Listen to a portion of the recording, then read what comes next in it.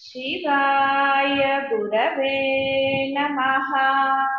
शिवाय गुरवे नमः।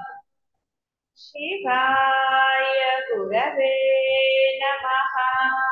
शिवाय गुरवे नमः। शिवाय गुरवे नमः।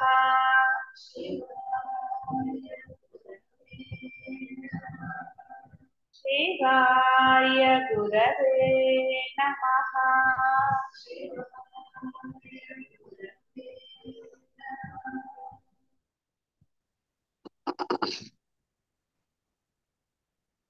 ఓ మహర్షి, ఈ విద్యాధరి వైరాగ్యవశం చేత తత్వజ్ఞానం పొందాలని అభిలషించింది కాబట్టి మిమ్మల్ని అనుసరించింది.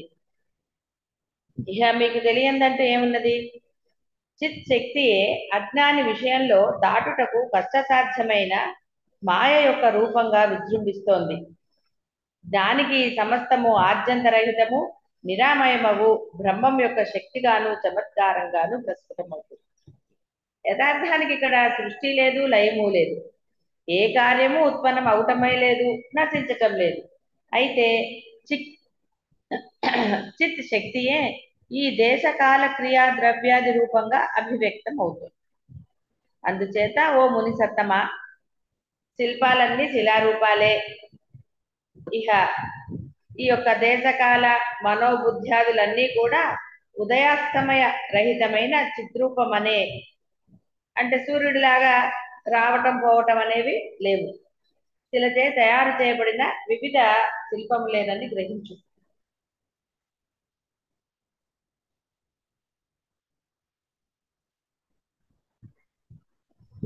కాబట్టి మునీంద్ర, ఇక్కడ ఏదీ లేదు, ఏ పదార్థము పరిణామం పొందటం లేదు, నశించటం లేదు.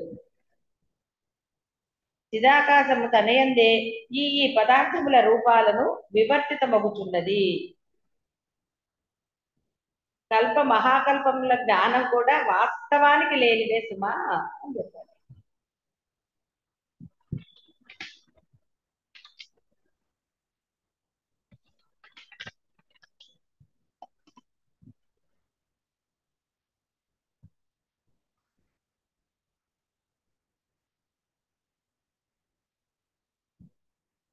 ఘటంలోని ఆకాశం మరియు మహాకాశము వేరువేరుగా కనిపిస్తున్నప్పటికీ వేరువేరు కాదు కదా.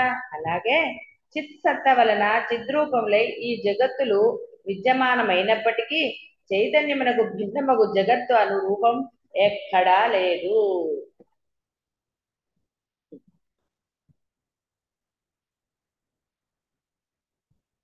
కనుక ఓ వశిష్ఠ మునీంద్ర, ఇహ మీరు నివసించే బ్రహ్మాండమును చేరండి. అక్కడ ఏకాంతమున పూర్వం మీచే కల్పించబడిన ఆసనమును అధిరోహించి విక్షేపరహితము ఆత్మ సుఖాన్ని అనుభవించటం కొనసాగించండి.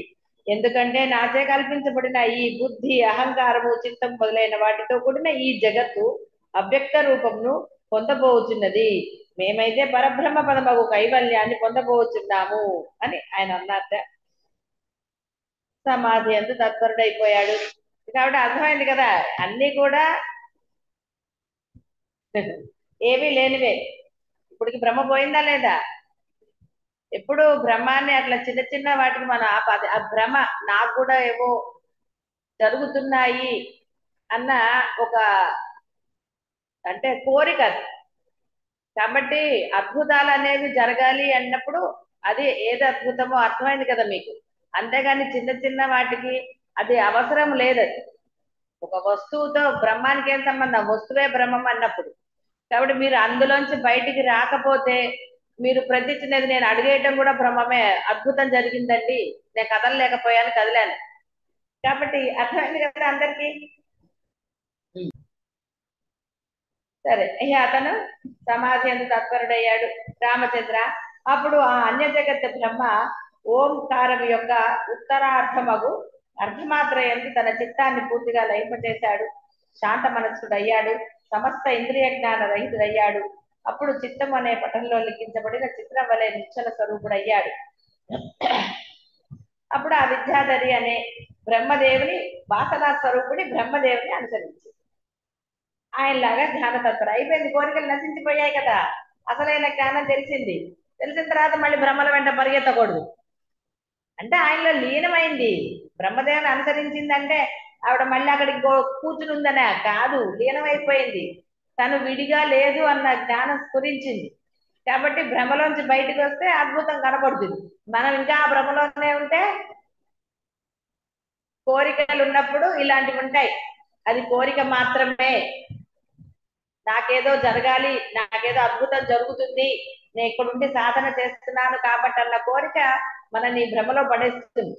ఎక్కడున్నా అద్భుతాలు జరగాలని ఏమీ లేదు. మన లక్ష్యము నిరాకారం. అప్పటి వరకు ఏ అద్భుతం కూడా మిమ్మల్ని ఇది చేయదు. కాబట్టి అవన్నీ అద్భుతాలని భ్రమించినంత కాలం మన సాధన నిరాకారం పొందలేదు. సాకారం అద్భుతం నిరాకారానికి ఎలా దోహదం చేస్తుంది? కాబట్టి కాబట్టి ఆవిడకి అసలు నిరాకారే, ఏదో ఆకారం పొందొచ్చు. ఆ కోరిక అనేది ఒక రూపం పొందింది. మీ కోరికలు రూపం పొందవు. కాబట్టి అతను ఈ యొక్క నిరాకారుడు అయ్యాడు. ఇంత గోలెద్దు కానీ వెంటనే అతను ఏదైతే సంకల్పించాడో అతని యొక్క బ్రహ్మాండం కూడా నశించసాగింది, నిస్సారం అయిపోయింది.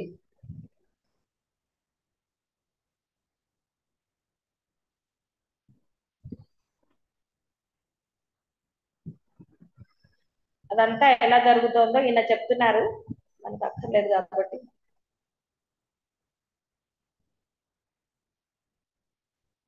అలా ఎలా నశించిందో అంటే ఉపద్రవాలన్నీ ఎలా ఒక్కొక్కటి సంభవిస్తున్నాయి, ఒకటేసారి నశించాల. ఉపద్రవాలు, పాపాలు అన్ని పెరుగుతున్నాయి, రకరకాలుగా జనరల్ ఇదే ఆ విధంగా జరిగిందనమాట.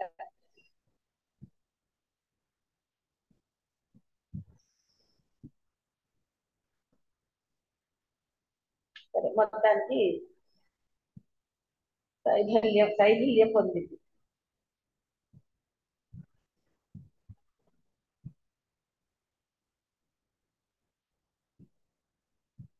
ఇదంతా ఆయన వర్ణిస్తున్నారు రామచంద్రులకి ఎలా జరిగింది అనేది. ఇతను తన యొక్క ప్రాణాలను అంటే ఏదైతే నిరాకార స్వరూపంగా ఆయన ముందు ఆ ఎక్కడ కూర్చున్నాడు, సిద్ధ అంటే కాదు, తన యొక్క అన్నిటినీ లోపలికి కేంద్రీపరి ఆ యొక్క తన ప్రాణశక్తులన్నీ తనలోకి ఇమర్చుకున్నారు. ఎప్పుడైతే ప్రాణశక్తులని బయట నుంచి ఉపసంహరించారో అప్పుడు ఆయన యొక్క జగత్ అంతా కూడా నశించటం ప్రారంభించింది. తర్వాత తనలో ఉన్న శక్తులను కూడా ఆయన ఉపసంహరించడం ప్రారంభించారు. అంటే తాను ఏదైతే రూపంగా భావించి ఉన్నాడు అక్కడ, బ్రహ్మగా ఏదైతే సృష్టి జరుగుతోంది అన్నామో ఆ విధంగా మొదట ఉన్నాడు కదా, ఈయనకి మాట్లాడాడు కదా రూపంతో. కాబట్టి ఆ రూపం బయటకి తనకున్న శక్తులను ఉపసంహరించాడు. అప్పుడు బయట ప్రపంచం అంతా నశించడం మొదలుపెట్టింది. ఆ తర్వాత ఎప్పుడైతే అది చివరి దశలోకి వచ్చేసి ఇంకా నశించిపోతుందో అప్పుడు తనలోని శక్తులను కూడా ఉపసంహరించాడు. అంటే అందులో అప్పుడు ఉన్నప్పుడే కదా అందులోంచి మనస్సు బయటకు వచ్చింది. కాబట్టి మనస్సు రహితంగా చేసుకోవడానికి ప్రారంభించాడు. అలా ఎప్పుడైతే ప్రారంభించాడో అతను నిరాకారం అవుతున్నాడు.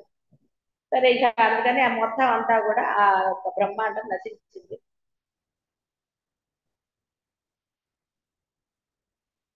సరే, ఈయనకి మళ్ళీ సందేహం వచ్చింది.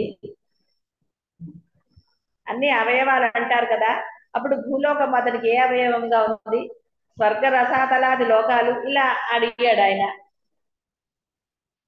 బ్రహ్మదేవుడు సంకల్పం మాత్రుడని నిరాకారుడని అంటారు. మరి ఈ జగత్తేమో సాకారం అని సుస్పష్టమే అయి ఉన్నది కదా, సాకార జగత్తులో నిరాకారుడు ఎలా ఉన్నాడు? నా ప్రశ్నలోనే దోషం ఉంటే కనుక క్షమించి వివరించమని అడిగాడు ఆయన. కాబట్టి సాకార జగత్తులో నిరాకారంగా అంటే పాపం మనకి అమాయకత్వం అనిపించింది కదా, మనకి తెలుసు. రాముల వారికి తెలియలే. మీ అందరికీ తెలుసు కదా సాకారంలో నిరాకారంగా ఎలా ఉన్నాడు. ఇప్పుడు మీకు అర్థం కాలేదు, మీకు సందేహం వచ్చింది ఎప్పుడన్నా? సాకారంలో నిరాకారంగా ఉన్నాడు అంటే ఉన్నది అదే కదా అని అన్నారు తప్ప వేరేగా డౌట్ వచ్చిందా? ఎప్పుడూ రాలేదు. అంటే ఆల్రెడీ మనకి జ్ఞానం జరిగిపోయింది కదా, బోధ జరిగిపోయింది కాబట్టి పెద్ద డౌట్ రాలే. కానీ ఆయన అడిగాడు కాబట్టి ప్రశ్నలో దోషం ఉంటే ఇది చేయమని అన్నాడు. కాబట్టి నువ్వు కనబడే జగత్తాన్ని దేనిని అంటున్నావో అట్టి ఇయ్యది మొట్టమొదట సృష్టి ఆది అందు ఏ రూపంలో ఉంది మరి? నువ్వు పుట్టక ముందు ఎక్కడున్నావు అంటే చెప్పగలరా? లేదు. చెప్పడం ఎంత కష్టం అది, నీకు తెలుస్తుందా? తెలీదమ్మా. కాబట్టి సృష్టి ఆది అందు ఈ జగత్తు సత్తు కాదు, అసత్తు కాదు. మొట్టమొదటి దశ దిశలను పరిపూర్ణము అనర్చునట్టి నిరామయమైన పరమాకాశ రూపముకు చిన్మాత్ర పరబ్రహ్మమే. కాబట్టి అది కూడా నిరాకారంగానే ఉంది. నిరాకారం సాకారం పొందింది. అది మళ్ళీ నిరాకారం అవడం పెద్ద విచిత్రం ఏముంది కదా. సృష్టిలో మీకు బాహ్య పదార్థాన్ని ఒక దానిలాగా మార్చగా మళ్ళీ మార్చడం ఈజీ అవుతుందా? కూర చేసేసాక మళ్ళీ దాన్ని రా పదార్థంగా చేయగలరా? చేయలేదు. అది ఆ విధంగా అంటే మీకు ఆ శక్తి లేదు కాబట్టి, మీరు బ్రహ్మస్వరూపులు కాదు కాబట్టి దాన్ని అలా చేయలేదు. బ్రహ్మస్వరూపులు అయితే ఏదైనా చేయగలరు, ఎలాగైనా చేయగలరు. నిరాకారం నుంచి ఆకారాలను సృష్టించగలరు, ఆకారాలను అన్ని నిరాకారాలు కూడా చేయగలరు. ఆ సత్తా ఆ పరబ్రహ్మకు మాత్రమే ఉంటుంది.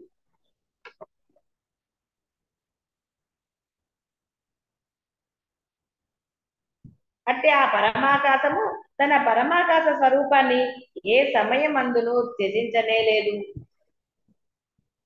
అది ఉంది కదా, నేను లేను అంతే ఎప్పుడన్నా అది పాపం. అది లేను అంటే ఇంక మనం ఎక్కడ ఉంటాం? ఇందాక ఆయన నేను లేను ఇంకా నేను అన్ని త్యజిస్తున్నాను అనగానే బ్రహ్మాండం మొత్తం నశించడం మొదలెట్టిందా లేదా? అందుకని ఆయన అలా అనుకోవాలని భావించకండి.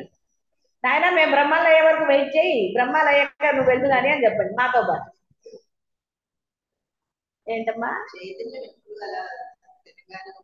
అంటే మీరు అలా కోరుకుంటారేమో, ఎందుకు వచ్చింది స్వామి ఇంకా నువ్వు ఉపసంహరించని ప్రార్థన చేస్తారేమో, అందుకని అలా చేశాను. మా సాధన తొందరగా పూర్తయ్యేటట్టు చూడండి.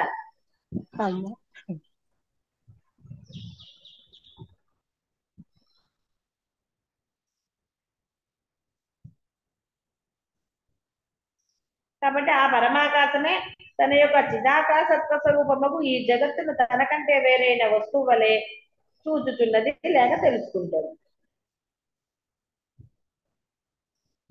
కాబట్టి జలంలో చంచల రూపముకు ఆవర్తములు ఏర్పడుతూ ఉంటాయి. అలా కనిపించేదంతా కూడా జలమునకు వేరైనది కాదు కదా. అలాగే చిదాకాశం మనప్పుడు అత్యంత నిశ్చలము, శుద్ధము, అనన్యము, పూర్వమగు దాని యందు కారణం అంటే ఏది లేకుండానే జ్ఞాత, జ్ఞానము, జ్ఞేయము అనే ఒక్కనొకటి త్రిపుటి తనంతట తానే జనిస్తోంది. కారణం అంటూ ఏది లేదు. ఉందంటే ఆ కారణం కూడా చిదాకాశమునకు అనన్యమనియే చెప్పబడింది. కారణం అంటే ఏం చెప్తారు? ఆయన ఎందుకు చేశాడండి అని మీరు అడిగి చెప్తాడా? ఆయన కనపడతాయి కదా, మీరే ఆయన, మీకు మీరు చెప్పుకోవడమే. ఏం చేస్తారు? ఆయన కనపడితే కదా మీకు ఏదైనా మీరు అడగడానికి.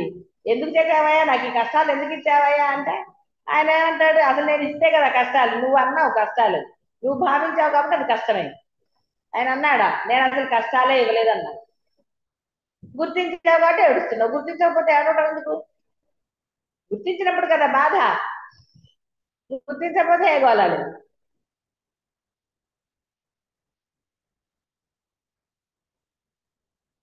కాబట్టి త్రిపుటిగా భాషించేదంతా కూడా పరమాత్మ కంటే వేరు కానే కాదు. ఇక్కడ శివరూపము అన్నారు. శివరూపము అంటే శివలింగ రూపం అని కాదు. శివము అంటే శుభం అని ఎన్నోసార్లు చెప్పుకున్నాం. శుభ రూపం అగు కాబట్టి ఆయన శుభమే ఇచ్చాడు మరి. మనం దాన్ని నానా రకాలుగా చేశాం, అంతే కదా.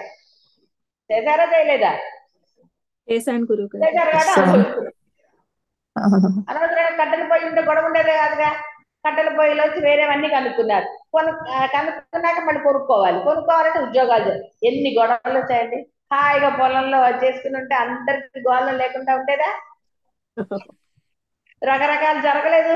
ఒకటి పోతే ఒకటి, ఒకటి పోతే ఒకటి, ఎన్ని అయ్యాయి.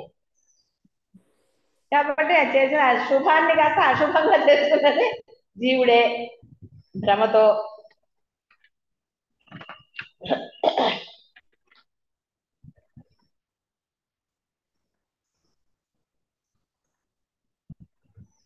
కాబట్టి ఆ అహంకారంగా స్ఫురిస్తుంది అంటే ఒక రూపం. విశాలమగు సంకల్ప రూపమైన మనస్సునందు అభిమాన రూపమగు భావన చేత అహంకారంగా అంటే జీవుడుగా వస్తుంది. మరి ఆ జీవుడు ఏమన్నా మళ్ళీ వేరేనా? కాదు కదా. అతను కూడా వాస్తవానికి నిశ్చలం నాశరహితమగు బ్రహ్మమే. అతనినే చిదాభాసుడు అని అంటారు.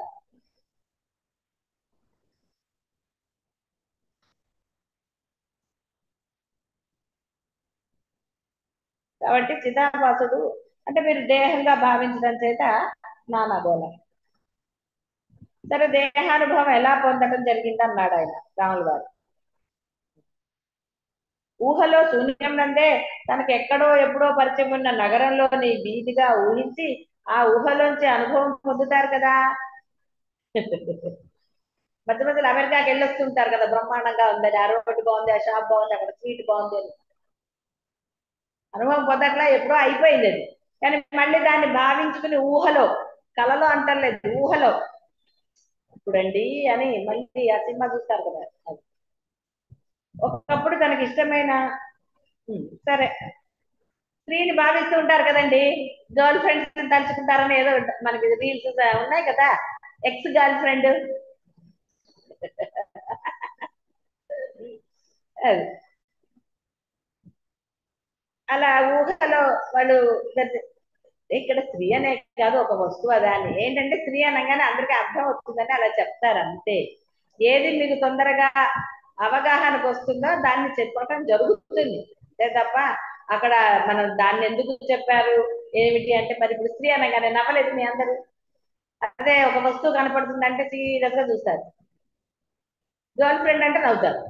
చూసారు తేడా అదే. జన్మరహితము చిదాకాశ స్వరూప బ్రహ్మము శూన్యమగు ఆకాశమును దేహ రూపంగా చూస్తుంది. అయినప్పటికీ కూడా చిదాకాశమే అనుభవించబడుతున్నది. జ్ఞానం యొక్క నిర్మలత్వంచే ఆ పరమాత్మ స్వసంకల్పితమైన జగత్తును అనుభవిస్తూ మరలా మరొకప్పుడు తన ఇచ్చచేతనే దానిని శమింపచేస్తున్నాడు. రామచంద్ర, మనలో ఎవరికి ఎప్పుడు బ్రహ్మతత్వం యొక్క వాస్తవ పరిజ్ఞానం కలుగుతుందో అప్పుడు అతనికి ఈ జగత్తు దృశ్య శూన్యంగాను వ్యాప్తము సత్యమైనట్టు చిదాకాశం మాత్రంగానే కనిపిస్తుందని గ్రహించు. కాబట్టి అప్పటి వరకు బాహ్యమైనవన్నీ అద్భుతాలుగానే ఉంటాయి. బాహ్యం అనేది ఎప్పుడు అద్భుతం కానే కాదు. అసలు బాహ్యమే అద్భుతం కానే కాదు అంటే అర్థము మీ భ్రమకి కాదు, దానికి అన్ని బ్రహ్మములే కదా. బ్రహ్మం ఎప్పుడు బ్రహ్మాండమే. దాన్ని మళ్ళీ ప్రత్యేకంగా ఇది బ్రహ్మము అది బ్రహ్మము అంటారు ఎందుకు అసలు? ఇంకా అనవలసిన అగత్యం లేదు. అజ్ఞాని ప్రతిదాన్ని అలా చూస్తే వాడు అందులోనే ఉంటాడు. ఒక పువ్వు అలా ఎలా మారింది అనేది అద్భుతం కాదా? మరి ఒక అద్భుతం అదే అన్నప్పుడు మళ్ళీ దాన్ని మనం ప్రత్యేకంగా అబ్బా ఎంత అద్భుతం అని అంటే హాస్యాస్పదంగా ఉండదు. అందుకే ఇది చాలా బాగుంది అది చాలా బాగుంది అంటే జ్ఞానులకి నవ్వు వస్తూ ఉంటుంది. అంతా అద్భుతమే, ఆయన సృష్టి అది. ప్రతిదీ అద్భుతమే. ఎలా అయింది ఆ పువ్వులు అన్ని రంగులు ఎలా వచ్చాయి అసలు? ఒకటే కలర్ లో ఉన్నాయా పువ్వులన్నీ? పండు కూడా ఫస్ట్ ఒక రంగు గ్రీన్ వచ్చి గ్రీన్ నుంచి మళ్ళీ ఎల్లో ఇష్ అయ్యి రకరకాలు, కొన్నిటికి ఎరుపు కొన్నిటికి ఇది, నానా రకాలుగా చేయలేదు ఆయన. మరి అదంతా అది అద్భుతం కానీ మనం చేసేది అద్భుతం ఎలా అవుతుంది? మళ్ళీ మాట్లాడితే నువ్వు కూడా బ్రహ్మస్వరూపం, నువ్వే అద్భుతం, కాబట్టి నేను చేసేది అద్భుతం అనడానికి లేదు. అహంకారం. నేను అద్భుతము నేను ఒప్పుకున్నానండి కాబట్టి నేనేం చేసినా అది అద్భుతం అంటారా? అది కుదరదు. మళ్ళీ అలా అహంకారం పనికిరాదు. కాబట్టి అలాంటి వాటి జోలికి వెళ్లకుండా సాధన ఏందే. ఎందుకంటే ఇక్కడ ఉన్న వాళ్ళందరూ సాధన చేస్తానని అన్నారు కదా, మరి చెయ్యను అన్న వాళ్ళని ఏం చేయగలుగుతాం? చేస్తానన్న వాళ్ళనే చెవి మేలేస్తాం. చదువుకుంటా అన్నవాడు కదండి టీచర్ శ్రద్ధగా చదువుతాడు, ఎంతసేపు చదవాలంటే వాడు వదిలేస్తాడు. పూర్వకాలం టీచర్లు అయితే నయానో భయానో వాడికి ఏదో రకంగా ఇది చేసి చదువు చెప్పడానికి ప్రయత్నం చేస్తారు.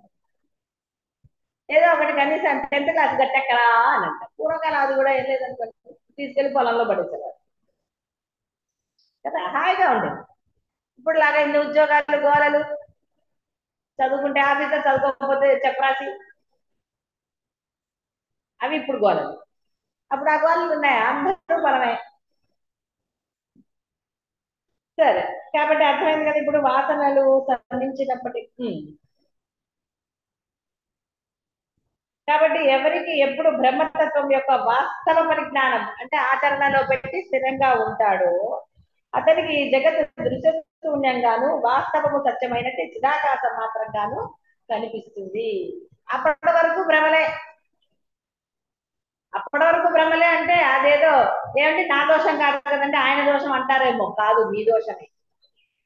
తెలిసిన తర్వాత అందులో ఉండకుండా ఇంకా అదేదో పట్టుకుని కూర్చుంటాను ఇదేదో కావాలి అంటే ఎవరైనా చేయలేరు కదా.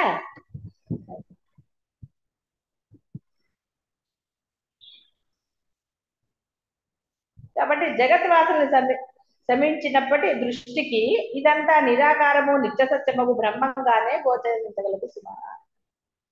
కాబట్టి మీకు ఆ బాహ్య దృష్టి పోవాలిగా. మత్తు వదిలితే శ్రద్ధగా వినొచ్చు. మత్తుగా ఉంటే ఏం వింటారు, ఒట్టిగా నవ్వుతూ ఉంటారు. కాబట్టి జగత్ వాసనలు త్వరితంగా ఎలా తొలుగుతాయి స్వామి అన్నాడు రాముల వారు. మహర్షి చెప్తున్నారు, బ్రహ్మమే పిపీలకాది బ్రహ్మ పర్యంతం సర్వ దేహులుగా సర్వతత్వములుగా కనపడుచున్నదను అద్వైత తత్వము బాగుగా ఆచరించారు. ఆ అద్వైత తత్వం వల్లనే తెలుస్తుంది తప్ప ఇంకా దేని వల్ల తెలియదు. కానీ అజ్ఞానంతో ఏం చేస్తున్నారు, ఇంకా మళ్ళీ అదే గొప్పది అంటున్నారు. బ్రహ్మమే గొప్ప, బ్రహ్మమన్న బాహ్యమే గొప్పది అని భావిస్తున్నారు. ఇంకా దాని అందే రమిస్తున్నారు. చేస్తే అది ఎప్పటికీ సిద్ధించదు. అదే ఆనందంగా పరమానందంగా కనపడుతూ ఉంటుంది. అహంకారం భ్రమ మాత్రమే అను అవగాహనచే ప్రస్ఫుటమయ్యే అహంకార రాహిత్యం వల్ల.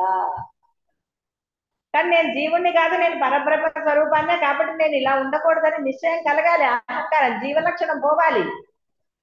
జీవలక్షణమే పక్క వాళ్ళని మనకి సపోర్ట్ గా తీసుకుంటుంది. బ్రహ్మానికి ఎవరినన్నా తీసుకున్నాడు ఆయన, ఈ సృష్టి నేనే చేశాను ఇదిగో కావాలంటే సాక్ష్యం ఈయనే అని చెప్తున్నాడా. మరి బాహ్యంలో వాటికి ఎప్పుడు చూసినా మనం ఇంకొక వ్యక్తినో సందర్భాన్నో ఇంకొక సిచ్యుయేషనో ఏదో ఒకటి సహకారంగా తీసుకుంటాం. ఎందుకంటే మనది నిజము నేను చెప్పేది అని చెప్పడానికి ఇంకొకటి చెప్తున్నాము అంటే అర్థం ఏమిటి. కాబట్టి వేరే దాన్ని మీరు తీసుకున్నాడు, మీరు జీవుడే, అజ్ఞానమే, సందేహం లేదు. మీకు ఎంత బోధ జరిగినా మీరు ఇంకొకళ్ళని సహాయంగా తీసుకున్నారు. ఇంకొకళ్ళు అంటే అది ఏదైనా కావచ్చు, మనుషులు కావచ్చు, సందర్భం కావచ్చు, ఒక వస్తువు కావచ్చు, ఏది తీసుకున్నా మీరు జీవులే, అజ్ఞానమే. ఈ జగత్తు యొక్క అసలైన రూపం ఏమై ఉన్నది అని ఉత్తమ పరిశీలన యొక్క ప్రయోజనం ఏంటి, యథార్థ జ్ఞానము. కాబట్టి అంత అవసరం కలగలేదు మీకు. ఈ జగత్తంతా కూడా భ్రమ మాత్రమే అన్న విచారణ ఏమాత్రం చెయ్యకుండానే మీకు ఇది భ్రమ అని తెలిసిపోయింది, బోధ జరిగింది. అదే చెప్తాను, కలికాలంలో ధరించడం అత్యంత సులభం అని చెప్పాడు ఆయన. ఎందువల్ల అంటే అన్ని చక్కగా లభించేస్తాయి. పూర్వకాలం అన్ని వేల వేల సంవత్సరాలు తపస్సు చేశారు. మీరు అన్ని వేల సంవత్సరాల గంట కూర్చోవాలంటే ఎంత కష్టం అండి. అందుకని కలికాలంలో చాలా సులభంగా తరించేటట్టుగా ఆయన ఎన్నో ఇచ్చాడు మనకి, బోధలనండి, గురువులనండి. మనకి తెలిసిన భాషలో ఈ బోధ జరగటం అనేది. ఎందుకంటే సంస్కృతంలో చదివి అర్థం చేసి చెప్పినా మీకు వినేంత సహనం ఉండదు. ఎందుకంటే అది తెలియని భాష. తెలిసిన భాష కాబట్టి నేను చదువుతుంటే కనీసం కొత్త వింటున్నారు. అదే నేను సంస్కృతంలో చదివితే వింటారా? వినరు. ఎందుకంటే అది తెలియని భాష, మనకి మనస్కరించదు, మనస్సు ఒప్పుకోదు. కాబట్టి మనకి ఏ భాష మన మాతృభాష అని అంటాం కదా, అందులోనే మనకి ఇంత బోధ లభిస్తోంది అంటే ఆ యొక్క బ్రహ్మ అనుగ్రహం ఎంతటిది మీరు అది గుర్తించటం లేదు. అది గుర్తించకుండా మానవ జన్మని సార్థకం చేసుకోవాలి అంటే బాహ్యమే. ఆ కోరికలు వీళ్ళకి అవి పెట్టాయి అంటే మళ్ళీ చరిత్ర తిరగడం లాగా మళ్ళీ నేను అదే చెప్పాలి, బంధువుల గురించి పిల్లల గురించే చెప్పాలి. ఎవడిని వాడు ఉద్ధరించుకోవాలా నాయన అని కృష్ణ పరమాత్మ మొత్తుకున్నాడు. మరి మిమ్మల్ని మీరు ఎప్పుడు ఉద్ధరించుకుంటారు? మీకోసం మీరు ఎప్పుడు తాపత్రయపడతారు? బ్రహ్మజ్ఞానం కదా నేను చెప్పేది. తాపత్రయపడతారంటే నగలు కొనుక్కోమని, ఇల్లు కొనుక్కోమని కాదు నా ఉద్దేశం. ఏది చెయ్యాలన్నా అంటే నేను చెప్పేది బాహ్యం కోసం చెప్పటం లేదు. బాహ్యం కోసం ఎట్లా ఆలోచించినా పిల్లలు అది ఇది అని అంటారు, అది కాదు. తత్వం గ్రహించడానికి, సాధన చెయ్యడానికి ముందర మీరు ఎంతసేపు పిల్లల గురించి ఆలోచిస్తున్నారు. వాళ్ళకెట్లా, నాకెట్లా అంటే బాహ్యమైన దానిని అద్వైతానికి, ఏ బాహ్యమైతే అసలు లేనే లేదో ఆ బాహ్యాన్ని బ్రహ్మంతో ముడిపెడుతున్నారు. కాబట్టి మీరు ఎక్కడ ఉన్నారంటే అక్కడే ఉన్నారు. ఇదే నిస్సందేహంగా మీరు ఒప్పుకున్నా ఒప్పుకోకపోయినా అదే అవుతుంది. మీరు అక్కడ ఏది అప్లై చేశారు ఇక్కడ అదే వస్తుంది మీకు కూడా. కాబట్టి అవునండి ఇదన్నా అంత లింక్, ఎంతసేపు బాహ్యానికి బ్రహ్మానికి లింక్ పెడుతున్నారు. అది నశిస్తుంది, దానివల్ల అక్కర్లేదు. మన ముందు స్థిరత్వం పొందడానికి అవేవి మనకు అర్థం కాదు అని తెలిసినా వాచా వేదాంతుల్లాగా చెప్తున్నారు తప్ప బాహ్యాన్ని వదిలి సాధన చేయటం లేదు. మీరు బాహ్యాన్ని వదిలి చేస్తే అరగంటలో సిద్ధిస్తుంది. కానీ ఆ అరగంట కూడా బాహ్యాన్ని వదిలింది ఎక్కడ? లేదండి పొద్దున కూడా ఒక గంట కూర్చుంటున్నానండి అని అన్నారు. కూర్చుంటున్నాను, నేను కూర్చుని సాధన చేస్తున్నాను అన్నారు. నేను తోట కూర్చున్నారు కదా. నేను వదిలింది ఎప్పుడు? నేను వదిలితే కదా స్థిరత్వం లభిస్తుంది. ఏదో రకంగా సాధన చేసి తీరాలి. ఆ నేను లేకుండా సాధన చెయ్యండి అయ్యా అంటే ఎక్కడ? ప్రతి దానికి బాహ్యాన్ని లింకుపెడుతున్నారు. బాహ్యానికి ప్రాముఖ్యత ఎంతసేపు ఎన్ని చెప్పినా బాహ్యానికే ప్రాముఖ్యత. అది వదలట్లేదు మీరు. వదలంటే మనస్సు. ఆయన చూడండి, ఆయన ఏమన్నాడు? కోరికతో ఉంది కాబట్టి విద్యాధరికి అర్హత లేదు బోధకు అన్నాడు. కాబట్టి ఇప్పుడు మీరందరూ ఆలోచించుకోవాలి, మీకు అర్హత ఉన్నదా?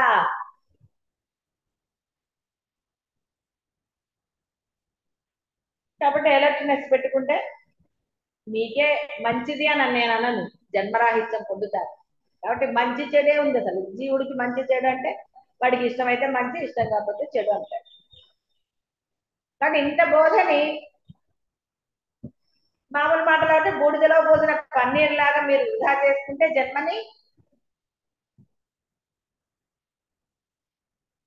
ఇక్కడ నష్టము లాభాలు అన్నకుండా జన్మలు పొందుతారు. చాలా సార్లు చెప్పినట్టుగా మీ యొక్క ఏ కర్మ అయితే ఆయన తీయడానికి ఇప్పుడు రెడీగా ఉన్నాడో మళ్ళీ ఆ కర్మను తీస్తాడు. ఎన్ని పాపాలు చేశారో ఆ లెక్కంతా వస్తుంది. డెఫినెట్ గా వస్తుంది. పుణ్య పాపాల లెక్క మళ్ళీ వస్తుంది. ఆయన ఏం మర్చిపోడు. ఒకరితో పరుషంగా మాట్లాడింది కూడా పాపం కిందకేస్తాడు. అనవసరంగా పరుషంగా ఎవరినైతే మనం దూషిస్తామో ఏం చేస్తామో అవన్నీ లెక్క కడతాడు ఆయన. మీరు పాపాలంటే కేవలం ఏదో పాపమే చేస్తాను నువ్వు లెక్క ఎత్తుకుని ఏమంటే నేను ఎక్కువ పాపాలు ఏం చేసినట్టు లేదండి అంటే మీరు అనవసరంగా ఒకరిని దూషించినా, మనసులో దూషించినా పాపమే. పాపాలు ఎన్ని రకాలు కూడా చెప్పాడు. కాబట్టి అది కూడా పాపమే. ఇలాంటివి ఎన్ని ఉన్నాయండి? మరి మనసులో మనం తిట్టుకున్న వాళ్ళు, మనసులో వాడికి ఇది అవ్వాలని అనుకున్న పాపాలు లేవు. మరి అవన్నీ వస్తాయి కదా లెక్కకి. మనం చేసిన పుణ్యం ఎంత, పాపం ఎంత లెక్క కట్టుకుంటే ఎవరికి వాళ్ళకే చక్కగా పిక్చర్ కనపడుతుంది. మనం చేసిన ధర్మం ఎంత, అధర్మం ఎంత అనగలరా? నేను ధర్మమే చేశానంటే అధర్మం చేయలేదని అవ్వడం లేదు. అప్పుడు భయం ప్రారంభం అవుతుంది. అవును నేను చేసిందంత అధర్మమే కదా, నా ధర్మం ఎంతుంది? కాబట్టి రెండింటిని ఇచ్చేస్తే ఏది మిగిలింది? అధర్మమే మిగిలింది. కాబట్టి నరకం వస్తుందా, ఈ జన్మ వస్తుందా అంటే మీ చేతుల్లో ఏది లేదు. ఎంతటి భయంకరమైన జన్మలు వస్తాయో మీరు ఊహించగలరా? కాబట్టి కనీసం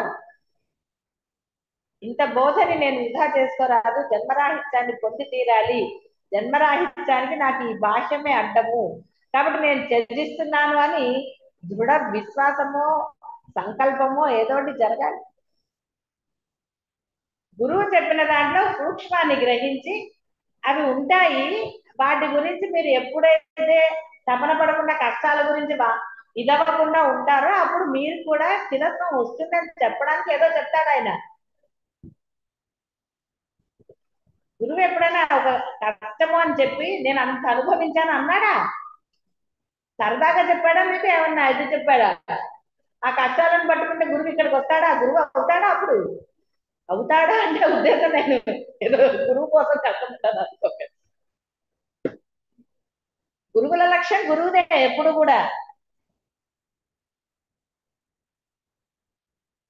రమణ మహర్షిని దోమలు కుట్టాయి, చీమలు కుట్టాయి, రాళ్ళేసి కొట్టారు, మరి ఆయన ఎందుకు అనుభవించాడు? కాబట్టి ఆయన పెద్ద గురువు అంటారా? ఆయన చూపించాడు, నీకు జీవితంలో పరమ ఘోరమైన ఉంటాయిరా, అయినా సరే నువ్వు చెల్లించకుండా తపస్సు చేస్తే నువ్వు కూడా పరబ్రహ్మ స్వరూపం అవుతావని చూపించాడు ఆయన. అది మీరు అర్థం చేసుకోవాల్సింది. అంతేగాని పాపం ఆయన చీకట్లో చూసాడంటే పురుగులు కుట్టే, రక్తం కారింది, అది కారింది, ఇది కారింది, కొట్టారు, ఆవిడ తలంటి పోసింది, ఈవిడ పట్టుకుపోయింది అని కథలాగా చెప్పుకోవడానికి కాదు, సూక్ష్మ గ్రహించాలి. అదేమన్నా కుడుతూ ఉంటే మనం భరించడం అనేది కష్టమే కదా మామూలుగా ఆలోచిస్తే. అరే ఇలాంటి భయంకరమైన కష్టాలు ఉంటాయిరా, వాటికి చెల్లించకుండా నువ్వు సాధన చేయి, సాధన ఎందు దృష్టి పెట్టు, పెడితే నాలాగా నిరాకార స్వరూపాన్ని పొందుతావు అని చెప్పాడు. అంతే తప్ప ఆయన కష్టాలు పడ్డాడు, ఆయనే పడితేనండి మా లాంటి వాళ్ళకి ఏమిటి, అందుకని ఇంకా మేము సాధన వదిలేస్తామండి అంటారు. ఎంతటి మూర్ఖ బుద్ధిమాంద్యం అని ఫస్టే చెప్పాడు. కాబట్టి మహాత్ములది సద్గురువుల బోధలు వింటే వాళ్ళు పడ్డారులే, వాళ్ళేం గొప్ప అని కానీ ఇంకోటి కానీ ఏదన్నా మీ భావనలు వస్తే మీరు తరించరు. వాళ్ళు ఎప్పుడు అది కష్టం, ఆయన అన్నాడా కష్టం అని, కష్టం అంటే ఆయన అసలు కూర్చొని చేస్తాడా తపస్సు? అంత నడుచుకుంటూ తిండి లేక తిప్పలు లేకుండా మనం ఏమన్నా ఎన్ని కష్టాలు పడ్డాడో పాపం అన్నారు. అది కష్టమా? మనకి చూపించడానికి ఒక లీలగా వాళ్ళు అనుభవిస్తారు అంతే. అది ఎప్పుడన్నా కష్టమని మీకు ఎప్పుడన్నా నేనన్నా అన్నానండి? భరించలేకపోయానండి అని అన్నానా? లేదు గురుగారు. లేదమ్మా. ఎందుకు చెప్తున్నానో అర్థం చేసుకోవాలి. ఇది సహజము, జీవికి సహజంగా ఉంటాయి. నువ్వు ఎప్పుడైతే వాటిని తేలిగ్గా తీసేస్తే ముందుకెళ్తావు. అంతేగాని అబ్బా వాళ్ళు కూడా అనుభవించారు మాకన్నా గొప్పేం కాదులేండి గొప్ప కాకపోతే నమస్కారం ఎందుకండి గురువు గారు అంటాం ఎందుకు, నమస్కారం ఎందుకు అడిగాడు ఆ గురువు. ఎందుకన్నారు నమస్కారాలు చేయాలంటే? ఒరే నీలో అహంకారం నశించాలంటే కనీసం గురువు ముందరన్నా సాష్టాంగం చేసుకోరా, నీవన్నీ సమర్పించు. అమ్మవారు చిదగ్నికండ సంభూత ఏమంది? మీ అహంకారాన్ని సమర్పించమంది, మీవన్నీ సమర్పిస్తేనే నేను ఇదవుతానని చెప్పింది ఆవిడ. అంటే అర్థం ఏంటి అక్కడ? వాళ్ళ ఆయుధాలనే, బాహ్యార్థం ఆయుధాలు. ఆయుధాలు ఏమిటి? వాళ్ళ శక్తులన్నీ సమర్పించమంది. అంటే సర్వస్వ శరణాగతి పొందితేనే నేను ఆవిర్భవిస్తానని. అందుకని అక్కడ చిదగ్నికుండం చేశారు. చిత్ అగ్నికుండం, చిత్ ఆ చిదాకాశమే అగ్నికుండంగా అక్కడ భాషిస్తే అప్పుడు వాళ్ళు తమ యొక్క అహంకారాలన్నింటినీ, శక్తులన్నింటినీ, వాళ్ళ లక్షణాలన్నింటినీ అందులో వదిలేశారు. అందుకని అమ్మవారు వచ్చింది. వచ్చిన తర్వాత వాళ్ళు ప్రార్థన ఎలా చేయగలుగుతారు? ఇంకా సర్వశక్తులు అమ్మవారికి ఇచ్చేశారు. అందుకని మేము అసక్తులమమ్మా అన్నారు. అంతేగాని ఏముందమ్మా నీ మీద అని అన్నారా? అమ్మా అంత స్వరూపాన్ని మేము చేయలేమమ్మా, మేము అసక్తులం, మమ్మల్ని రక్షించు తల్లి అన్నారు. అప్పుడు ఆవిడ తనలోంచి శక్తులు అంటే ఇంకా వేరే లేదు, నేను తప్ప అన్యము లేదు, నన్ను కీర్తించాలన్నా నేనే. అందుకని ఆవిడ సరేనండి, వాళ్ళు ప్రార్థన చేశారు కాబట్టి అమ్మ మా వల్ల కాదు తల్లి, కానీ నిన్ను ప్రార్థించకుండా ఉండలేకపోతున్నావమ్మా, కాబట్టి మమ్మల్ని అనుగ్రహించు తల్లి అని ప్రార్థన చేశారు వాళ్ళు. కాబట్టి ఆవిడ అంది సరే అని చెప్పి తనలోంచి తీసుకొచ్చి. అంతే తప్ప అక్కడ ఏదో వాళ్ళ వజ్రాయుధాలు ఆయుధాలు అన్ని వేశారన్నా అవి ఏం చేసుకుంటుంది ఆవిడ నశించిపోయాక? అందులోంచి ఒక్కొక్కటి తీసి చేత్తో పట్టుకుందా? ఆవిడేం చేత్తో పట్టుకోలేదు.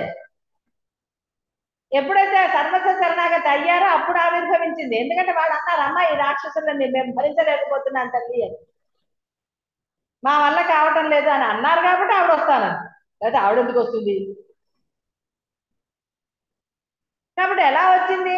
నీకు ధైర్యం కలిగించేలాగా మహారాజ్ఞిలాగా వచ్చింది ఆవిడ. అలా వస్తే కదా ధైర్యంగా ఉంటుంది. గురువు ధైర్యవచనాలు చెప్పాలి. అయ్యో పాపం మీకు అన్ని కష్టాలు ఉన్నాయా, పోన్లేండి నేను కష్టాలు పడ్డాను, పర్వాలేదులేండి కానీ ఎప్పటికప్పుడు తీరుతాయంటే గురువు ధైర్యంగా ఉన్నాడు ఎప్పుడన్నా? గురువు ఎందుకు ఉంటాడు అసలు ధైర్యంగా? గురువు డబ్బుకు ప్రాధాన్యత ఇచ్చడం చూసారా మీరు? మరి ఏదేది చూడనప్పుడు మీరెందుకు వాటితో మమేకం అవుతున్నారు? ఇంకా ఆ డబ్బు గురించో బంధాల గురించో ఎందుకు అలా చేస్తున్నారు? ఎన్నోసార్లు చెప్పాను, మీరు సంసారంలో ఉన్నారు కాబట్టి ఒక గురువుని మీకు అలాగే చూపించారు. అలా ఉన్నా ఎన్ని కష్టాలున్నా మనం ఇది చేసుకోవచ్చు అని. కష్టాలని ఎందుకన్నారంటే అదే అర్థమవుతుంది కాబట్టి. నేను ఎప్పుడు కష్టాన్ని కష్టం అని నేను ఎప్పుడు భావించలేదు. నాకు ఆ ఆలోచన కూడా వచ్చేది కాదు ఎప్పుడు కూడా. కష్టమన్న ఆలోచన ఉంటే బయటికి ఎలా వస్తాను అసలు? నా వల్ల నాకు ఎప్పుడు అమ్మవారిదే ఉండేది తప్ప ఈ బాహ్యమైన ప్రపంచం గురించి నేను ఎప్పుడు ఆలోచించలేదు. వీడు చెడ్డవాడని నేను మీకు చెప్పానా? వాళ్ళు చెడ్డవాళ్ళు అన్నానా? ఇలా చేశారండి అన్నాను. ఎందుకు? ఇలాంటి వాళ్ళు ఉంటారు, అయినా సరే మీలో ఈర్ష్య అసూయ ద్వేషాలు రాకూడదని చెప్పాను నేను. నేను చెప్పానా వాళ్ళంటే నాకు అసహ్యం అంటారు? ఎప్పుడన్నా చెప్పానా మీకు? ఎవరితో చేశారు? ఎన్నో చేశారు, చెప్పానా? మీరెన్ని చేస్తే మటుకు మీతో అన్నా ఉంటుందా? అంత చిన్న వయసులోనే లేనప్పుడు ఇప్పుడు ఎక్కడి నుంచి వస్తాయి ఆ గుణాలు అసలు? ఎక్కడి నుంచి తెచ్చుకుంటా? లేని గుణాలు ఎక్కడి నుంచి వస్తాయి? మీకు కూడా గుణాలు లేవు, మీరు పట్టు కూర్చున్నారు అంతే. సర్వత శరణాగతి అంటే నాదంటూ ఏమీ లేదని. అప్పుడు కదా ఏది లేదు అంటే అప్పుడు బ్రహ్మం మీకు ఇచ్చేస్తాడు. నేను సర్వశక్తి మంత్రాన్ని అంటే సరే ఓకే క్యారీ ఆన్ అంటాడు. నాకు శక్తి ఉంది అని అంటే ఆయన చెయ్యడు. నేను గొప్పదాన్ని అంటే చెయ్యడు. మళ్ళీ చెప్తున్నాను, నాకు అద్భుతాలు జరుగుతున్నాయంటే చేయడు ఆయన. కాబట్టి ఇక్కడ బాహ్యం మీద మీరు దృష్టి ఎంత నిరాసక్తతతో ఉంటుందో అంత తొందరగా వదలగలుగుతారు. లేదా ఎలా వదులుతారు? దాటాలి దాటాలి, ఏమిటి దాచేది? కూతమ్మ కూడా పెడితే మాతం వచ్చి మాయం చేసింది అన్నట్టు అవుతుంది. దాచాలి దాచాలి దాచాలి దాచాలి, ఇవ్వాలి ఇవ్వాలి ఇవ్వాలి, ఏమిటి ఇచ్చేది? ఇంకా అన్ని మీరే ఇచ్చేటట్టే వాడికి ఉద్యోగం ఎందుకు? పిల్లలకి మీరే పోషిస్తే సరిపోతుంది కదా. కాబట్టి ఇక్కడ కొంచెం నిష్కర్షగానే జరుగుతుంది. కాబట్టి ఎలాంటి అంటే ఇందులో పరమ సత్యాలు గ్రహిస్తే అప్పుడు మీకు కూడా బాహ్యం మీదో దేని మీదో సరి అయిన అవగాహన ఏర్పడుతుంది. అందువల్ల బాహ్యానికి ఇంపార్టెన్స్ ఇప్పటికి చాలాసార్లు చెప్పాను అనుకోండి. ఎంత తగ్గించుకుంటే మీ సాధన అంత ముందుకు వెళ్తుంది. గురువుతో కంపారిజన్ మానేస్తే మనసు ఇంకా నిర్మలం అవుతుంది. గురువు గురువే. గురువుతో మనం ఎప్పుడు జ్ఞానం లభించినా స్థిరత్వం లభించినా గురువుతో సమానం ఉండదు. అది బాగా గుర్తుపెట్టుకోండి. స్పష్టమైంది కదా ఈ విషయం అయితే? శుభములే. శివాయ గురవే నమః. శివాయ గురవే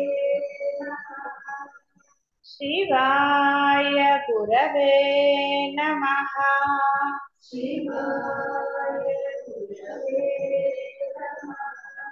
శివాయ గురవే నమః.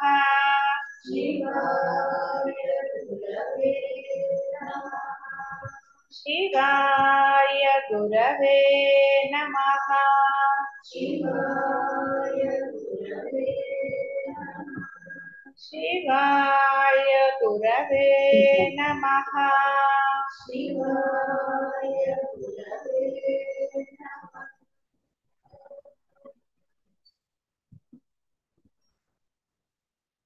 రామచంద్ర, ఈ విధంగా చిత్స్వరూపముగు బ్రహ్మము అనబడున్నది ఏదైతే కలదో అదే ఈ జగత్తు. విరాట్ రూపముగు బ్రహ్మం యొక్క దేహమే ఈ జగత్తు. మళ్ళీ దేహం అంటే మీలాంటి దేహము కాదు సుమా.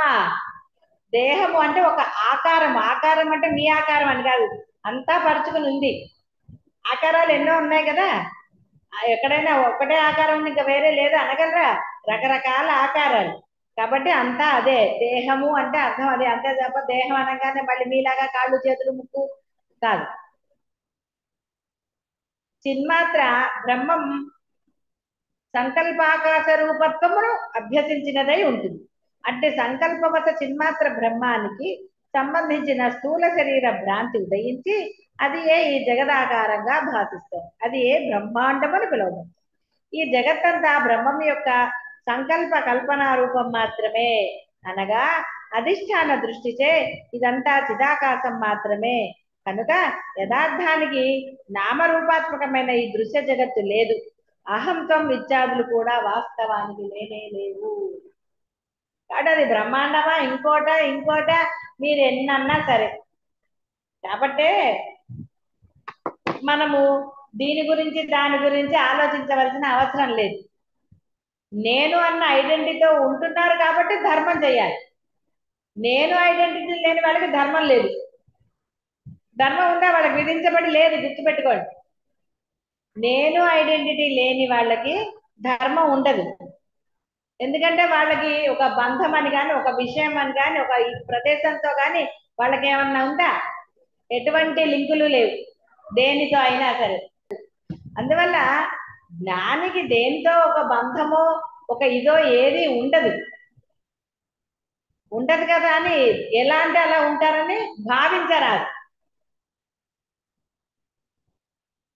వాళ్ళు అలా ఉన్నారు కదా అని వాళ్ళకి బంధం ఉందని భావించరు. మళ్ళీ ఎన్ని తిప్పలండి. కాబట్టి దాని గురించి మీకెందుకు తిప్పలు? అసలు జ్ఞాని అలా ఉన్నాడు ఇలా ఉన్నాడు అని భావించడం మీరు సాధన చేయాలి. మీకు విధించబడిన ధర్మము సాధన మాత్రమే. ఎందుకంటే మీరు బ్రహ్మం కావాలని అన్నారు కాబట్టి. మాకు అక్కర్లేదు అన్నారు అనుకోండి, చక్కగా నష్టం ఏమీ లేదు. చక్కగా నిష్కర్షగా హ్యాపీగా నాకు అంతగా అనిపించట్లేదండి అని మీరు చెప్పారా, అయితే సద్గురువుగా సంతోషించండి.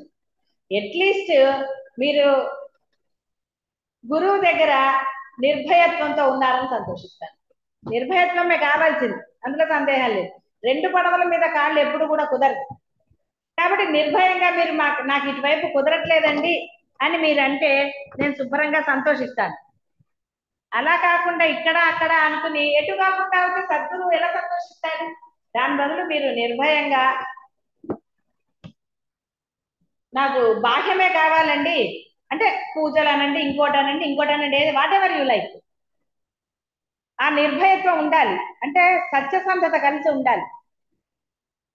మీరు సత్యం మాట్లాడండి, సంతోషిస్తాను. కానీ సద్గురువుగా బోధ అంతా కూడా మీరు దానిని వ్యర్థం చేసుకున్నారన్న ఇది ఉంటుంది.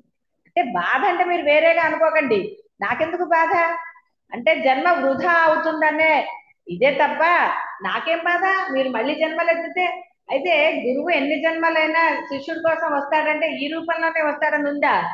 గురువుకి రూపమే లేనప్పుడు జన్మలతో గురువుకి ఏం బాధ ఉంటుందా? అసలు మీకు మళ్ళీ గురువు ఎప్పుడు లభిస్తాడో మీకు చెప్పారా? కాబట్టి నిర్భయత్వం ఉండటం అనేది చాలా మంచి విషయం. అదే సమయాన సద్గురువుగా దాన్ని నేను ప్రోత్సహించను. బాగా గుర్తుపెట్టుకోండి. మీ ప్రాబ్లం ఏమిటో అంటే ఇప్పుడు మీరు ఎందుకో తెలియదు అంటారు, అది సమర్థింపే కదా. సమర్థింపానండి, ఇంకోటి అనండి, ఏదన్నా అనండి. కాబట్టి కానీ నిర్భయంగా నా వల్ల కాదు అన్నారనుకోండి, నేనేం బలవంతం చేయను. ఎందుకంటే అంత నిర్భయత్వం ఉన్న వాళ్ళని బలవంతంగా ఇది ఆనందంగా పొందవలసిన విషయం అని చాలా సార్లు చెప్పాను మీకు. ఆనందంగా ఇష్టంగా చేస్తే సాధన మీరు ముందుకెళ్తారు. ఇష్టం లేకపోతే చేయగలరా? గంట సేపు కూర్చోవాలంటే ఎంత కష్టం అసలు ఇష్టం లేకుండా. యాక్షన్లు ఎన్ని రోజులు చేయగలమండి? చేయగలరా యాక్షన్లు? ఇలాంటి యాక్షన్లు చాలా కష్టం కదా, కూర్చునే యాక్షన్లు. అది అందువలన నిర్భయత్వం అనేది ప్రశంసనీయం, అక్కడి వరకే ప్రశంసనీయం తప్ప మార్గాన్ని దాటుతున్నారని నేను దానిని ఎంకరేజ్ చేయను. దానికి ఎప్పుడు కూడా ఇది ఉండదు. సద్గురువులు దాన్ని సంతోషిస్తారా? కాకపోతే నిర్భయంగా చెప్పినందుకు సంతోషిస్తారు. పోనీలే కనీసం అందులో అంటే ఎందులో కందులో వాడు తరిస్తాడు. కనీసం ఏదో ఉత్తమ జన్మైన లభిస్తుంది కదా తర్వాత. ఇప్పుడు ఇప్పుడు జన్మరాహిత్యం దొరకకపోయినా తర్వాత అయినా దొరుకుతుంది.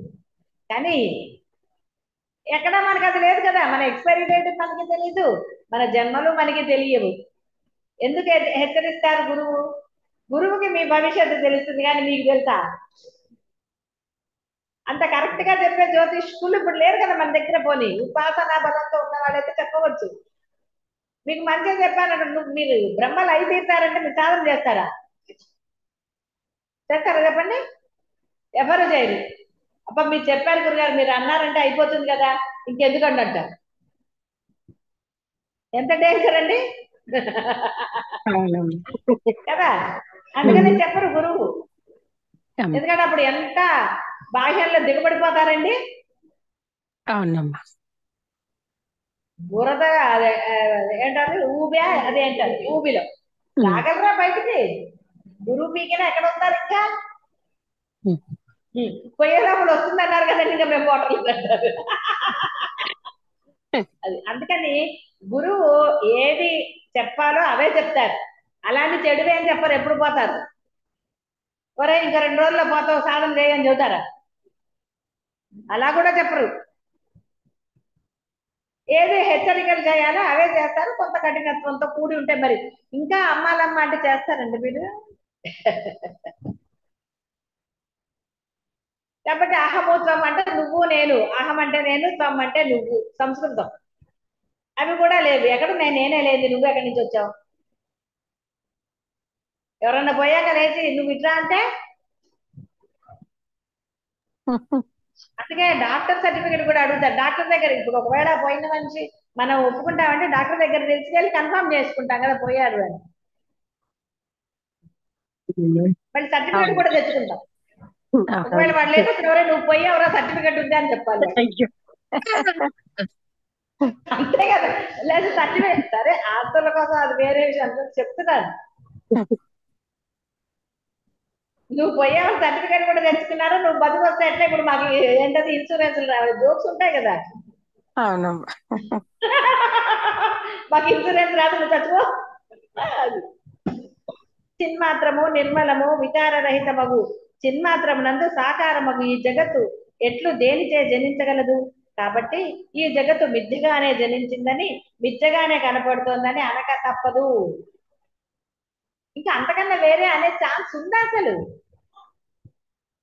అనే ఛాన్స్ ఉందంటే మనమే ఉండం కదా. అవునమ్మా. పుట్టక ముందు మనం ఎక్కడ ఉన్నాము, పోయాక ఎక్కడికి పోతున్నాము మనకు మటుకు ఏం తెలుసు పాపం. ఎంత కష్టపడ్డా ఎక్కడ పోతున్నామో తెలుస్తోందా?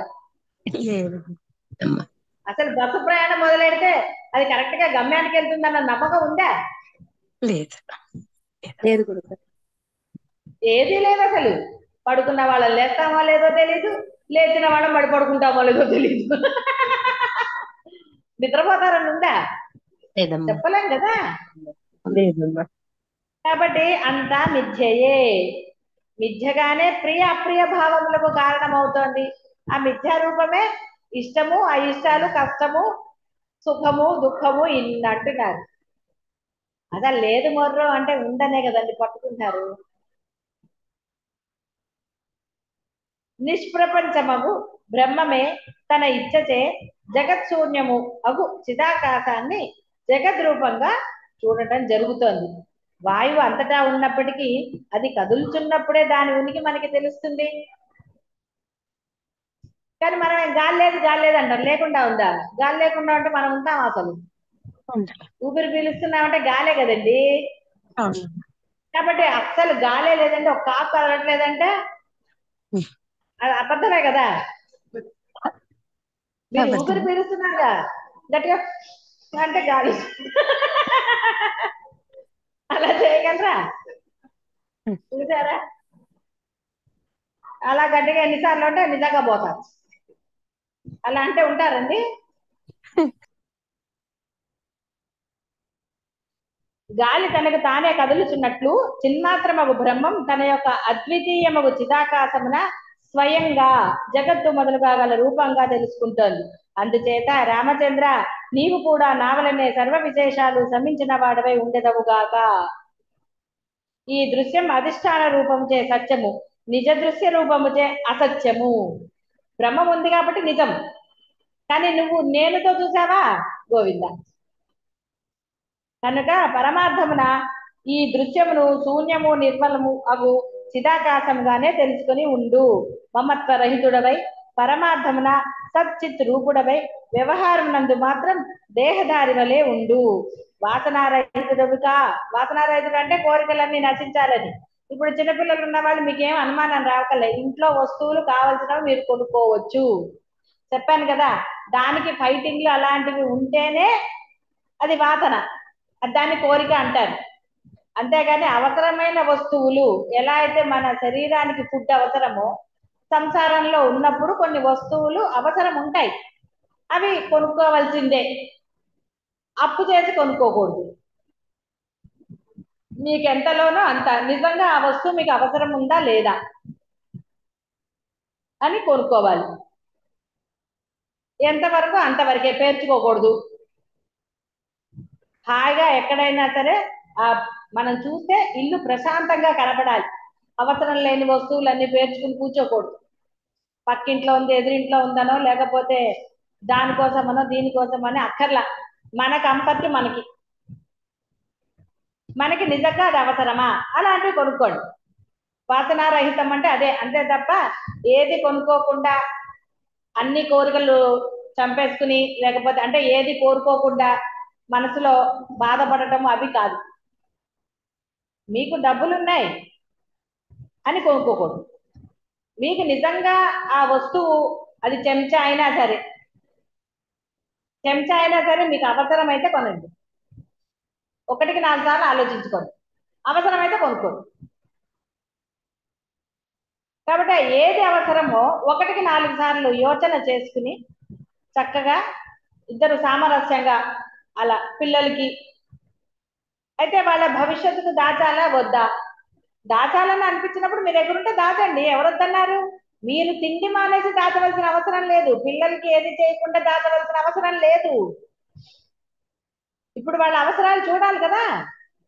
కాబట్టి అతి పొదుపు ఎప్పుడు మంచిది కాదు, అతి ఖర్చు ఎలా మంచిది కాదో అతి పొదుపు మంచిది కాదు. కాబట్టి ఎంతలో ఏది అవసరం పిల్లలకి కూడా వాళ్ళు అడిగినవన్నీ కొన్నిమ్మని నేను చెప్పటం లేదు. అది నిజంగా వాళ్ళకి అవసరమా, వాళ్ళకి అది హాని చెయ్యదా అనేది తల్లిదండ్రులకు తెలుస్తుంది. కాబట్టి ఆ విధంగా వాళ్ళకి చెయ్యాలి, ధర్మం అది. కాబట్టి ఇక్కడ వాసనారహితం కోరికలు అంటే అర్థమైంది కదా. కాబట్టి మీరు బట్టలు కొనుక్కోద్దనట్లేదు, ఇంటికి నగలు కొనుక్కోద్దనట్లేదు, ఏమి వాటన్నిటికీ. కానీ మీకు అవసరమా లేదా, నగలు అవసరమని మనం చెప్పము. ఒక్కొక్కసారి ఎప్పుడు వేసుకుంటాం అనిపిస్తుంది, కానీ ఒకసారి అనిపించింది అనుకోండి, డబ్బులు ఉన్నాయనుకోండి, నగ కొనుక్కోవడంలో దోషమేం లేదు. ఒక అకేషన్ కి గుర్తుగా ఉంటుందని కొనుక్కోవడంలో దోషం లేదు. దాని గురించి నా ఫైటింగ్ లో ఇంకోటో పనికిరాదని చెప్తున్నాను. సామరస్యంగా చెప్పుకోండి, అప్పుడు ఇద్దరికీ సమ్మతమైనప్పుడు కొనుక్కోండి, నష్టమేం లేదు దానివల్ల. ఎప్పుడు అది మిమ్మల్ని బాధ పెడుతుందో మానసికంగా, మీకు కోపమో ఆవేశమో ద్వేషమో ఏదన్నా వచ్చింది అనుకోండి మీ కోరిక వల్ల, అది అధర్మం అని గుర్తించండి.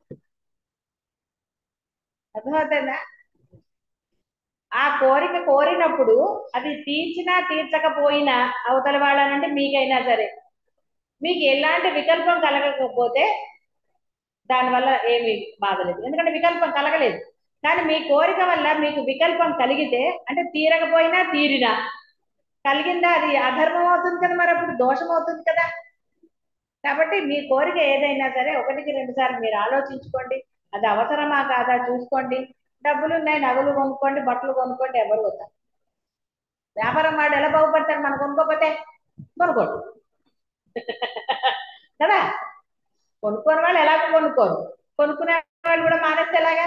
కొనుక్కోండి, చెప్పా కదా నిన్న, అవసరం లేని వాళ్ళు మీద వాళ్ళకి ఇచ్చేయండి, కనీసం వాళ్ళు కట్టుకుంటారు కదా. అది ఇప్పుడు అది అర్థమవుతుంది కదా మరి, రామచంద్రులకు చెప్పినట్టుగా. కాబట్టి రామచంద్ర, నీవు కూడా నావలనే సర్వ విశేషాలు శమించిన వాడవై ఉండెదవుగాక. దృశ్యం అధిష్టాన రూపం చే సత్యము, నిజ దృశ్య రూపం చే అసత్యము.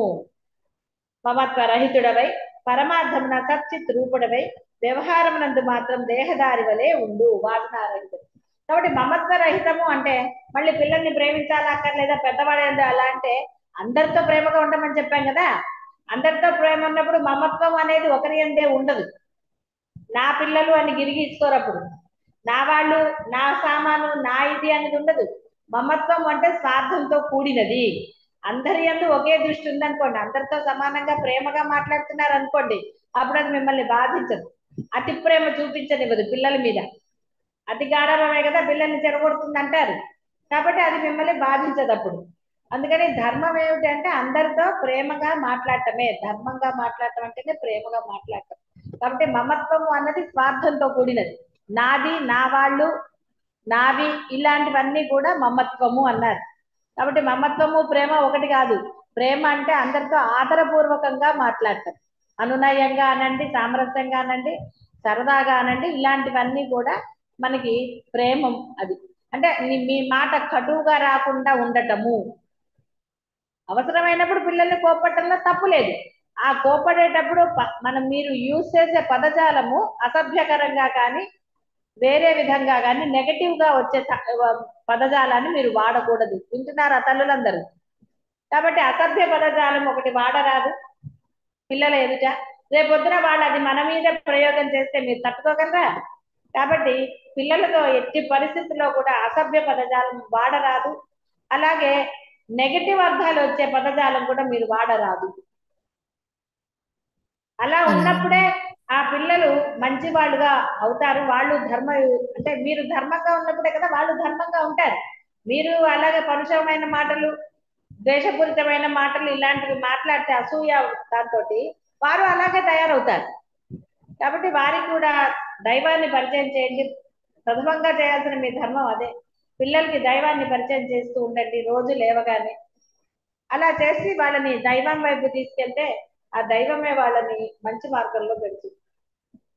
అర్థమైంది కదా తల్లులందరికీ? తల్లులకి ఎవరికైనా ఇంకా డౌట్ ఉందా? పిల్లల్ని కొట్టడం అనేది కూడా చాలా, ఎప్పుడు కొట్టకండి. బియాండ్ లెవెల్ వెళ్ళినప్పుడు ఒక దెబ్బ వేయటం దోషం కాదు. సామ భేద దాన దండోపాయాల చివరిది దండం. కాబట్టి టకటక కొట్టకండి. మనకు కొట్టే హక్కు ఉంది కదా అని.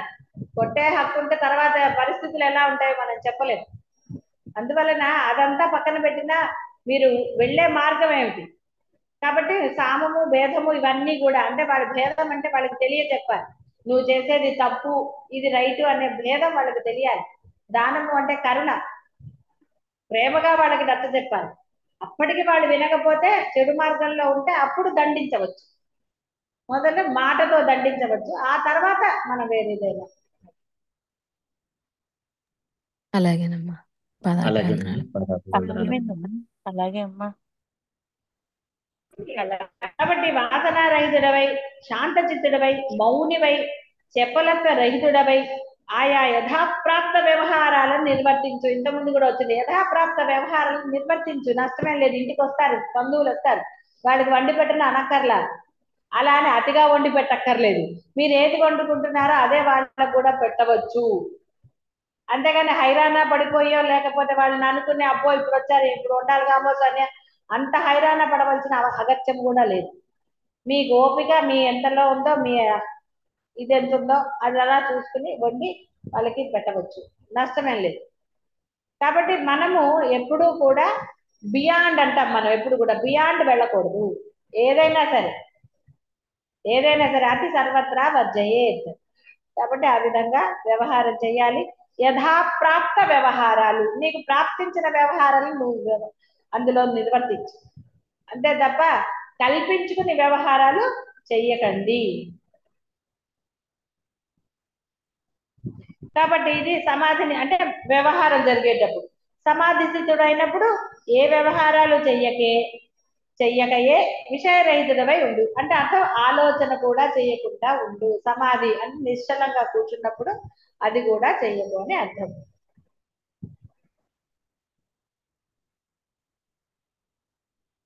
కాబట్టి రెండిటిలో ఏ ఒక్కదాని అందు ఎట్టి పట్టుదల కళ్ళకి ఉండవద్దు. అంటే నేను ఇలాగే కూర్చుంటాను, నేను ఇలాగే చేస్తా అంటే బాహ్యము అంతరం ఈయన చెప్పింది రెండిట్లో. అంటే ఇలా ఉండద్దని, ఆయన చెప్పిన వాటిలాగా ఉండద్దని కాదు అక్కడ అర్థము. యథాప్రాప్త వ్యవహారాలు నువ్వు నిర్వర్తించాలి కదా. ఆ నిర్వర్తిస్తున్నప్పుడు నీకు కొన్నిటి యందు మొండి పట్టుదల ఉండరాదు. నేను ఇంతేనండి, నేను ఇలాగే చేస్తాను అని ఆ నిష్కర్షగా మనం మాట్లాడతాం చూసారా, అది అవతల వాళ్ళని బాధించదు. అందుకనే ఎట్టి పట్టుదల ఉండకూడదు. పట్టుదల ఉండరాదు అంటే మూర్ఖపు పట్టుదల ఎప్పుడైనా మంచిదేనా? కాదు కదా. పట్టు విడుపులు ఉండాలన్నారు కదా. కాబట్టి నువ్వు బాహ్య వ్యవహారాల్లో హాయిగా ఉన్నప్పుడు అదే సమాధి స్థితి అవుతుంది. మరలా సమాధిలో కూర్చోవలసిన అవసరం ఉందా? అంటే ఇక్కడ నీ మనసుని నిర్మలంగా ఉంచుకో. నీ మనసు నిర్మలంగా ఉన్నప్పుడు నువ్వు వ్యవహారాలు చేస్తున్నా, నువ్వు సమాధి స్థితిలో ఉన్నట్టే. కానీ ఆ మనసులో నువ్వు ఒక మొండి పట్టుదలో లేకపోతే ఏదన్నా పట్టుకుని కూర్చుంటే మనసు నిర్మలమైందా? అప్పుడు కూర్చుంటే మటుకు కూర్చున్నారనుకోండి అదే గుర్తొస్తూ ఉంటుంది. కానీ మీరు నామస్మరణ కానీ లేదా నిశ్చలంగా కానీ కూర్చోగలరా? మీ వల్ల కాదు.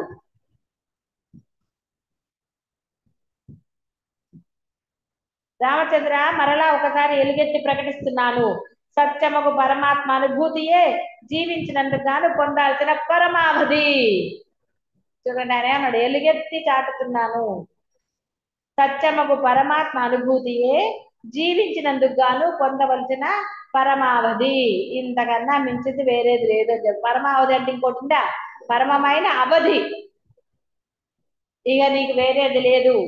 అట్టి పరమాత్మ అనుభూతము కాగా అప్పుడు ఈ దృశ్యము అత్యంత స్వభావ సిద్ధంగా అనాది నిత్య అనుభవ రూపము ఏకము అయినట్టి పరబ్రహ్మమేమని నీకు సుస్పష్టంగా అనుభూతం అవుతుంది. సుస్పష్టంగా, ఏ మాత్రం కూడా ఏది లేదు, అనుమానము లేదు, బ్లర్నెస్ లేదు, ఏదీ లేదు, మసకగా కూడా ఏం లేదు కదా, సుస్పష్టంగా అర్థమైపోతుంది. కాబట్టి నువ్వు అది పొందని చెప్తున్నాడు. దృశ్యము అనున్నది ఏది వేరుగా లేనే లేదని విదితమవుతుంది. అంటే దృఢంగా తెలియబడుతుంది. ఇక మళ్ళీ తర్వాత ఇది దృశ్యం నన్ను బాధిస్తోంది అన్న ఆలోచనే లేదు. ఉంటుందా ఇంకా తెలిసిపోయిన తర్వాత? ఉండదమ్మా. అంటే పరమాత్మను గురించిన అనుభవము లేకుండుట చేతనే ఈ విశాలమైనట్టి నామ రూపాత్మక దృశ్య మహాదృష్టి ఈ జీవనకు ఎదురుగా